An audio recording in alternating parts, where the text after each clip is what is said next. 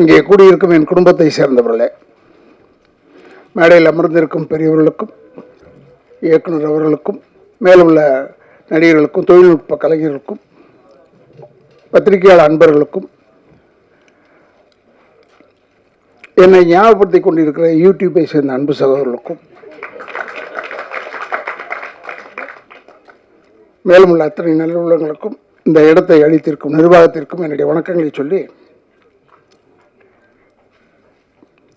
நான் சொன்னேன் அவர்கிட்ட, ஏன்னா சீக்கிரமாக நான் பேசணுங்க, நான் போனால் தான் ஏன்னா இப்போ டேப்லெட்டில் சாப்பிட்டுட்டு படுத்தால் தான் படுக்க முடியும் என்னால். எனக்கு 2 கால்லையுமே ஆப்ரேஷன் ஆகி நான் 2 வருஷம் பெட்டில் இருந்தேன். அப்புறமா இப்போ தான் நடக்க வந்துட்டேன்னு வச்சுக்கோங்க. இதை வேறு சொல்லிவிட்டா உடனே சினிமாவில் ஒன்று அவ்வளோதானே அவரால் நடக்க முடியாது போலக்கூடாதுன்னு சொல்லுவாங்க.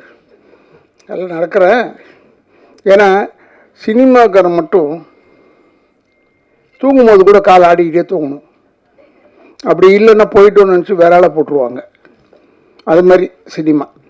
அது இப்போ இருக்கிற சினிமா ரொம்ப நட்போடு எல்லாருமே, நாங்களும் இருந்தோம் நட்போட தான் இருந்தோம். பட் இங்கே ஒரு குடும்பமாக ரொம்ப நேசித்து எல்லார் பேரையும் தனித்தனியாக தெரியுது, எல்லார் பேரையும் தெரியுது.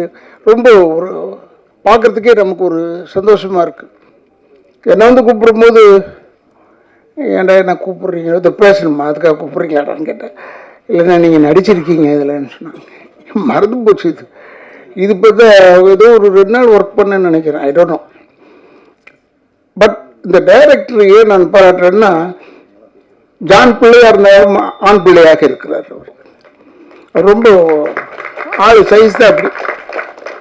அதே மாதிரி தம்பிதுரை எப்பவுமே நான் பேசுவேன், இந்த படத்தில் ஏதோ அவர் தானே ப்ரொடியூசர், அவர் பேர் ஏன் வரல, ஏதோ ஒரு ஒய்ஃப் பேர் போட்டிருக்காங்க போலன்னு நினச்சிக்கிட்டே இருந்தேன். பார்த்தா படத்தில் கேரக்டருக்கு பேரே தம்பிதுரை.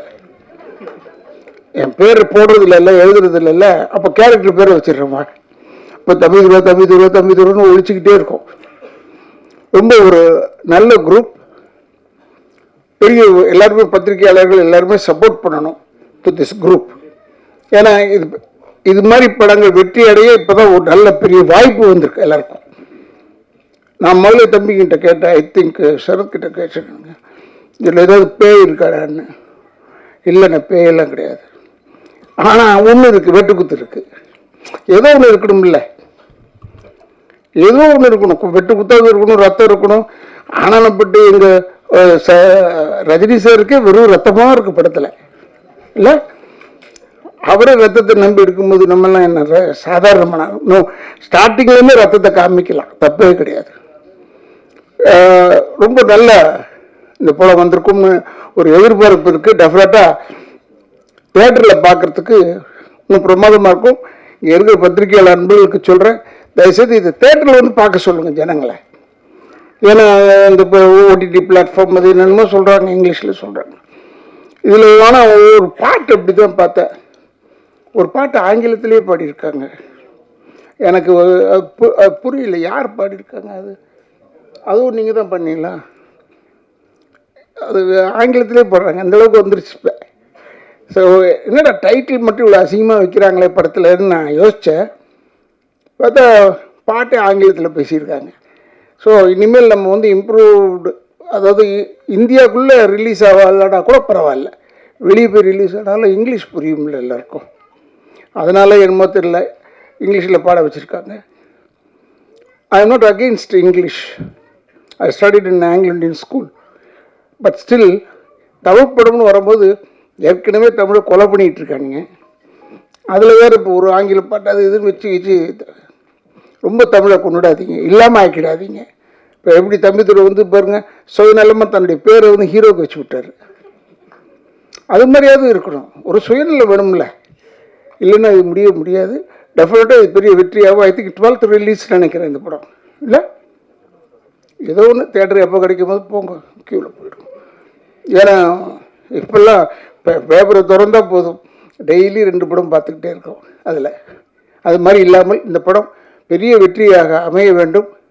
ஏன்னா சகோதரர் இந்த கதாநாயகனாக நடித்தவர்கிட்ட வரும்போதே சொன்னேன், உன்னை எங்கேயோ பார்த்த மாதிரி இருக்கிறியா, நல்லா இருக்கிறியா நீ அப்படின்னு சொன்னேன்.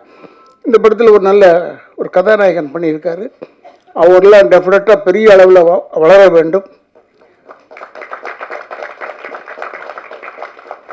இப்போ தீனாக்கு போய் இதை சொல்லக்கூடாது, தீனா நீ வளரணும், நல்லா வளர்ந்துட்டான் இப்போ,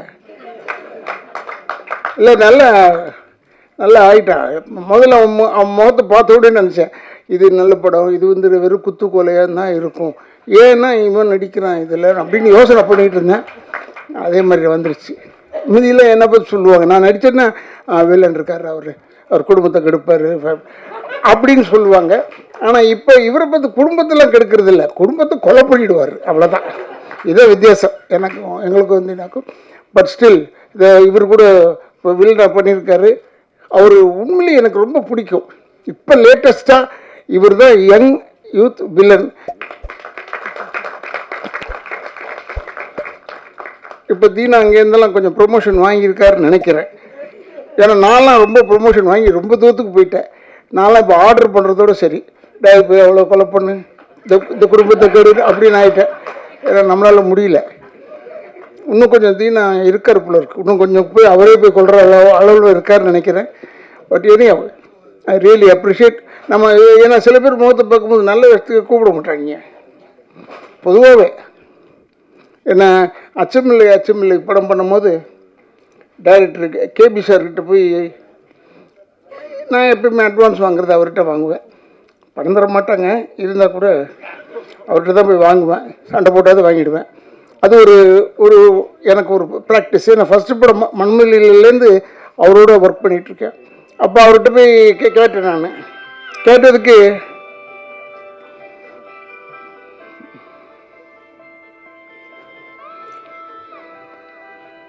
இதப்பா இதை வச்சுக்கப்பா, ஸோ இதெல்லாம் தொல்லைங்க, செல் அரிச்சிடுது நம்மளை விட மாட்டேது. அப்போ பாலச்சந்திர சார்கிட்ட போய் தான் எப்போயும் ஃபஸ்ட்டு படம் வாங்குறது எனக்கு. அது ஒரு பழக்கம், அவர் இருக்கிற வரைக்கும் அப்படி தான் இருந்தேன். அப்போ நான் எதுக்கு சொல்ல வந்தேன்னா, இவங்க எல்லாருமே சேர்ந்தாலும் சரி அந்த படத்தை பற்றி ஆகா ஓஹோ ஓஹோ ஓஹோன்னு சொல்லுவாங்க. இந்த படத்தை இப்போவே ட்ரெய்லரில் பார்த்தாலே ஆகா ஓஹோன்னு சொல்லும் மாதிரி தான் இருக்குது. ஆனால் நிச்சயமாக இந்த படம் நன்றாக ஓட வேண்டும். தமிழ் மக்கள் தயவுசெய்து தேட்டரில் வந்து இந்த படத்தை பாருங்கள். இதான் இந்த ஓடிடியில் போடுறான், அதில் போடுறான், இதில் போடுறான், அதெல்லாம் அவங்க எவ்வளோ சிரமப்பட்டு விற்று வரணும் தெரியுமா? அதுக்கு தயவுசெய்து அவங்களுடைய சிக்கலை வந்து நீங்களும் அந்த சிக்கலை எடுத்து தமிழ் வாழ வேண்டும் என்றால் இந்த மாதிரி தமிழ் படங்கள்லாம் நீங்கள் வந்து பார்க்க வேண்டும். தேட்டரில் வந்து பார்த்தீங்கன்னா போதும், அதுவாக ஓடிடும் கழுதை. போய் பார்த்தா பெரிய படம்லாம் போய் பார்த்தேன். நான் ஒரு படம் போய் பார்த்தா மொத்தம் ஒரு 100 பேர் இருக்காங்க. 5000 பேர் உட்கார வேண்டிய இடத்துல 100 பேர் இருந்தால் எனக்கு பயம் வருமோ வராதா? ஐயோ நம்ம மட்டும் தனியாக உட்காந்துருக்குமே இந்த பக்கம்னு நினச்சேன். அப்படிலாம் இல்லாமல் நீங்கள் இந்த படத்தை வந்து தேட்டரில் வந்து பாருங்கள், பெரிய வெற்றி அடைய வேண்டும் என்று எல்லாரையுமே வாழ்த்துறேன். எனக்கு பேர் வந்து ஒருவேளை உதட்டளவில் மறந்திருக்கலாம், உள்ளத்தளவில் மறக்கவில்லை என்று சொல்லி விடைபெறுகிறேன். நன்றி, வணக்கம்.